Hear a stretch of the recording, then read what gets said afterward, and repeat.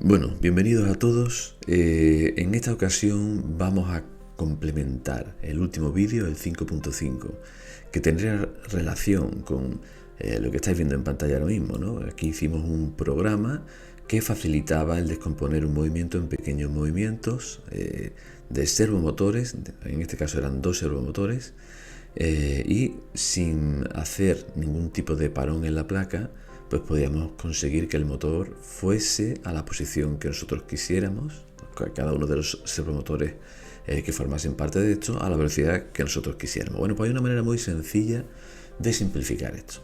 Vamos a ello. Fijaros, la manera sería la siguiente. Si creamos una función, concretamente cogemos este bloque de arriba, fijaros, vamos a poner como función, pues yo que sé, la función movimiento. Bueno, como veis, la función tiene aquí un símbolo más.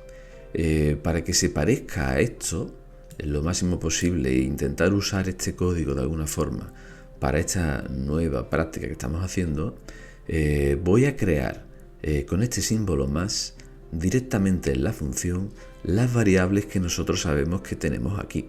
Fijaros que aquí tenemos las variables salto, la nueva posición, salto 2, nueva posición 2, posición actual 2, es decir, al menos hay las 4 variables de las posiciones de los servos, ¿vale? Lo que son las posiciones actuales y las nuevas, los 2 saltos, y podremos también incluir la espera. Fijaros que este podría ser un buen momento para introducir dos conceptos de programación que son importantes, y es la diferencia que hay entre lo que se llaman normalmente variables globales y variables locales o parámetros de una función, ¿vale? Porque vamos a usar en este caso los dos. Hasta ahora nosotros hemos utilizado lo que son las variables globales, aunque no lo hemos comentado claramente nunca, ¿no? Estas variables que hemos creado, que hasta ahora eran numéricas porque controlaban las posiciones de los servos, que evidentemente pues son números, ¿no?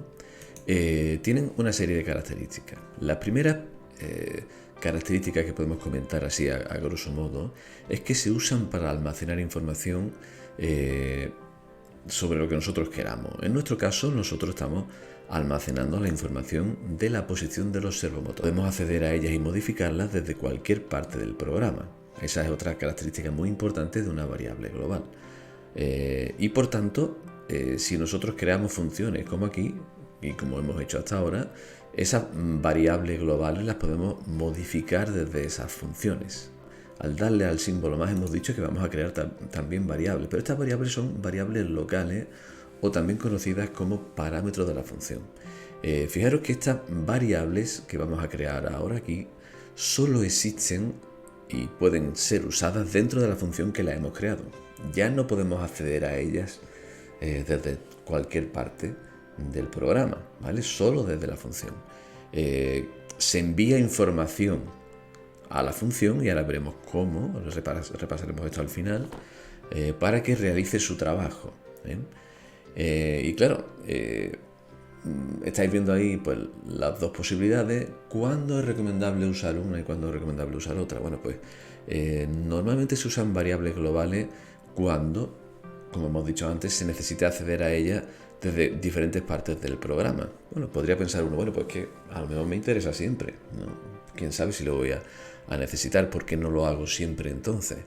Bueno, ¿qué ocurre? Que por eficiencia en los programas normalmente no se hace así. De hecho, la posibilidad de que muchas funciones puedan modificar los valores de determinadas variables puede llegar a confundirnos, sobre todo en programas que maneja mucha gente, están trabajando en él mucha gente, o programas muy largos, ¿no? Puede ser muy difícil encontrar un error en un programa que tiene todo variables globales. Entonces, ¿qué ocurre? Pues bueno, que se usan mejor variables locales o parámetros porque ayudan a simplificar el código y evita que sean retocadas estas variables globales de forma indeseada, ¿vale? Entonces, solo usamos variables globales cuando inevitablemente sea necesario acceder a ellas desde diferentes partes del programa.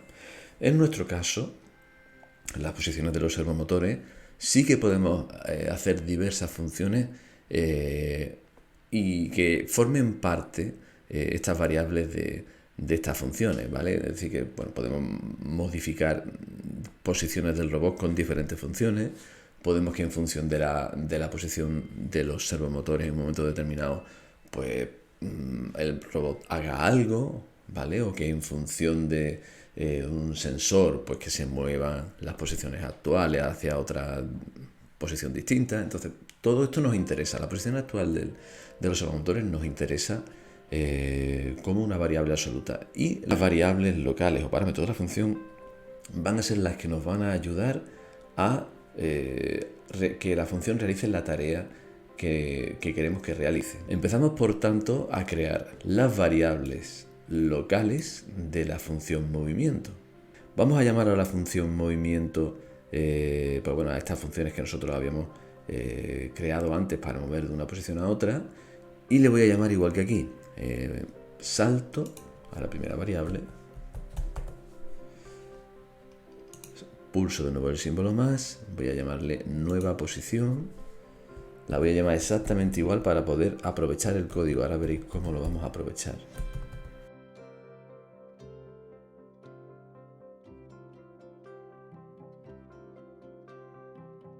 Sería interesante también utilizar otra variable local para lo que es la espera, ¿vale? La voy a crear aquí.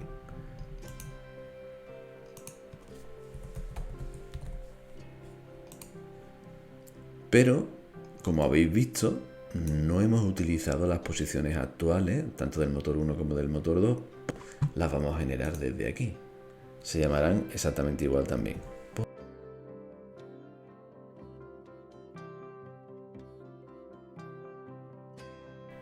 Como podéis comprobar, he creado la posición actual 1 y posición actual 2 desde aquí, desde las variables, crear variables, que eso son variables absolutas.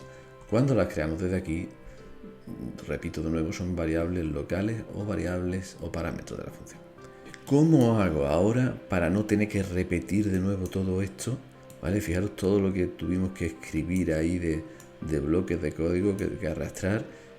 ¿Cómo hago para que todo esto no tenga que volver a hacerlo, ¿no? Ya que lo tengo hecho? Bueno, pues lo que hago es, fijaros, pincho aquí, me llevo todo este bloque a una función que tiene aquí Arduino Block, que es la mochila.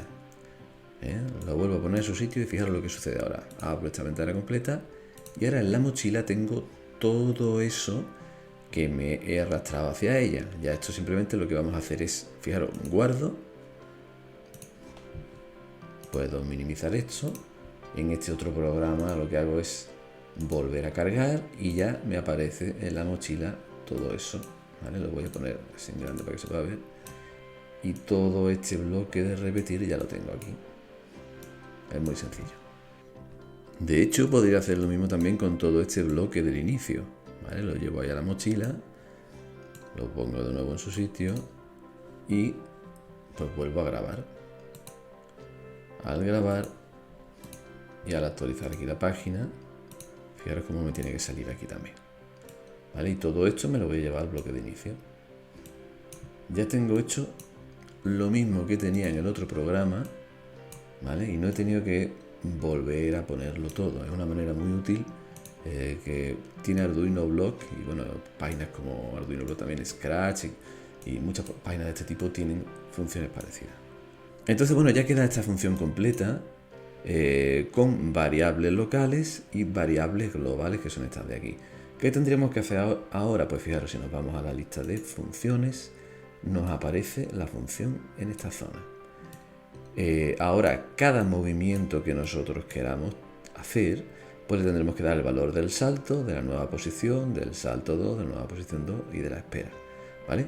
Y pues se irán introduciendo como variables locales de esta función esos valores y irán modificando las posiciones actuales tal y como hacíamos antes, ¿vale? Os pongo un ejemplo.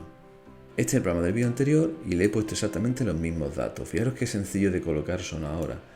Yo simplemente, fijaros, he puesto aquí los datos de la nueva función que acabamos de crear, y si yo cojo y duplico esto, pues ahora aquí haría otro movimiento. Vamos a suponer que el siguiente movimiento, el motor, bueno, pues salto 4, la nueva posición es 60, ¿vale? Y esto sería todo modificable fácilmente, ¿vale? Y la espera, pues le vamos a poner pues 1000 milisegundos, ¿vale? Lo que sea.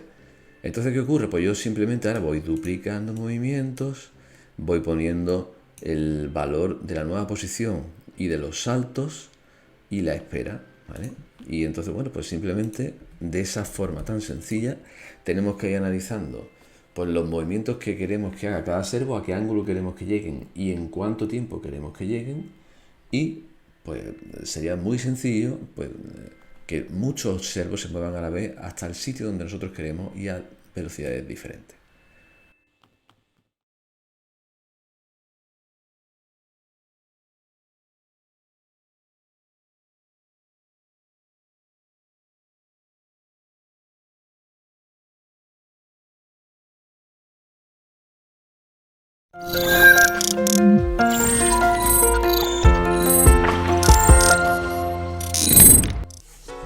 Bueno, y como ejercicio 5 y como no podía ser de otra manera, ¿qué tenemos que hacer? Bueno, pues vamos a pasar de este tipo de programación a esta, ¿vale? Entonces, el mismo ejercicio que hicimos para el ejercicio 4, que era descomponer un movimiento de 3 servomotores en 3 trozos, ¿vale? En 3 movimientos simples, ahora hacerlo de esta forma, ¿vale?